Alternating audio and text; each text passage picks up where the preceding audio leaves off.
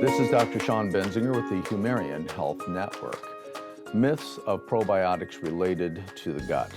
Just going to cover some of the myths that unfortunately sometimes doctors are propagating, sometimes health professionals are propagating. Is the number one, do you need probiotics to be able to keep a healthy gut?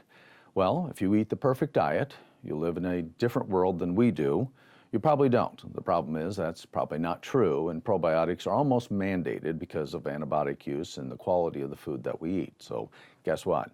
Take them. It makes a big difference in the quality of your health, considering that 80% of your immune system is run through your gut. So having a healthy gut, probiotics makes a big difference. So number one, take them.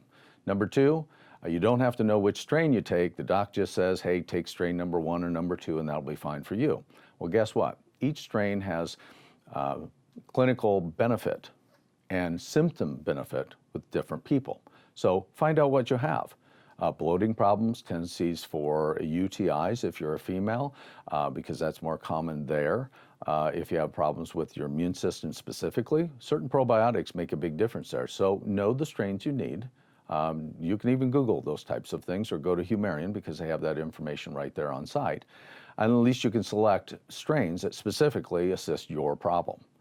How the probiotic is actually prepared, does it make a difference? Capsule, tablet, liquid, makes a huge difference. Let me tell you that Humarian makes a liquid probiotic that actually has live probiotic in it. But right now we can find almost no other liquid probiotics on the market that it's actually live by the time you purchase it. Why? Most of them carry some type of sugar carrier. Some of them put in fruity drinks that already have sugar in them. Basically, the probiotic eats the sugar and it's dead before you ever get to it.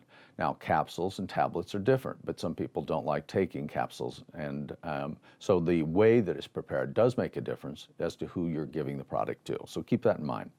Not all of them need to be refrigerated. I think refrigeration is a good idea. Not all have to be, but at least makes it last longer. And I think that's probably a wise choice, just because it'll last a little bit longer unless you are very diligent. Use it over the 30 days of the 30 package. You don't have to worry about it.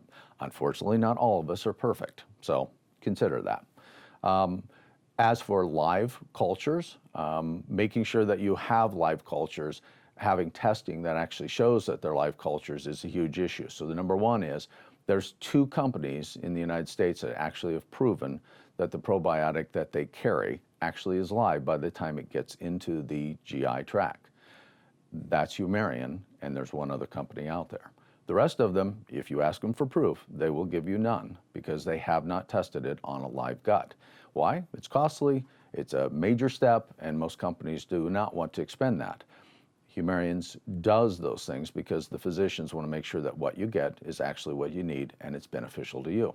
Lastly, do you need 50 billion per gram to be able to get it into the GI tract? Guess what? No. 99% are killed in the stomach acid, do not make it to the small intestine. And remember, hardly any of them test it that way. So keep that in mind when selecting a probiotic for your family.